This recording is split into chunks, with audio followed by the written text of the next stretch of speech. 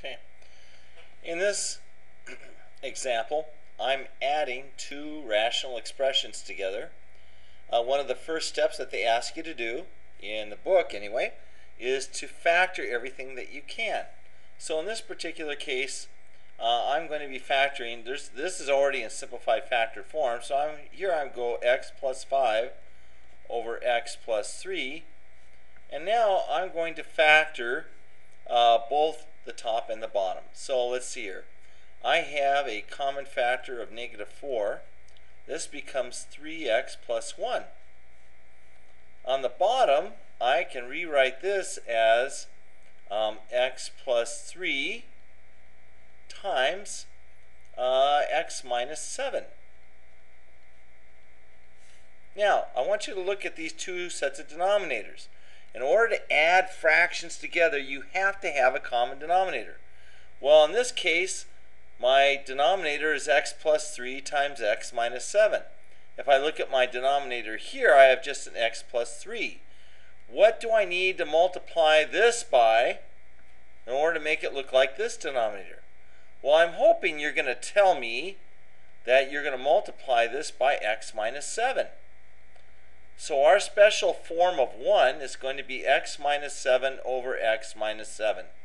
So this now becomes a common denominator. So this now looks like this. So here we go. Now this turns into x minus 7 times x plus 5 plus -4 3x plus 1 all over the common denominator of x minus 7 x plus 3. Okay?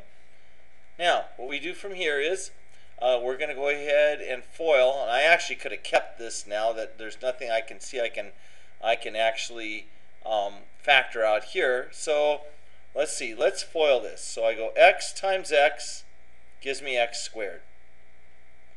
Okay? So x times x gives me x squared. X times 5 gives me 5x. Okay? Now let's go -7 times x, so that's -7x. And then -7 times 5 is -35.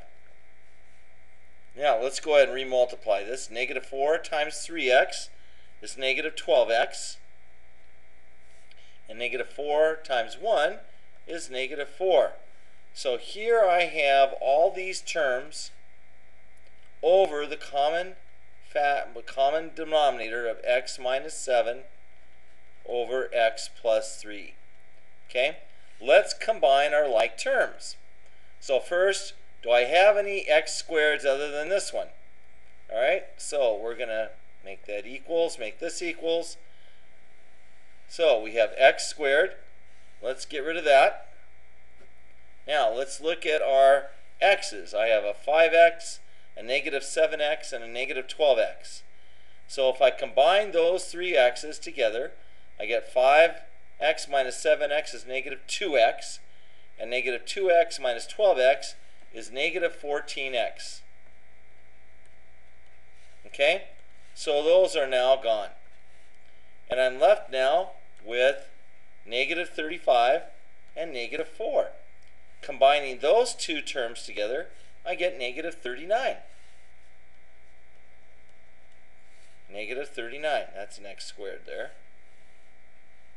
And that gets rid of those. Okay, so I have x squared minus 14x minus 39 over x minus 7 x plus 3.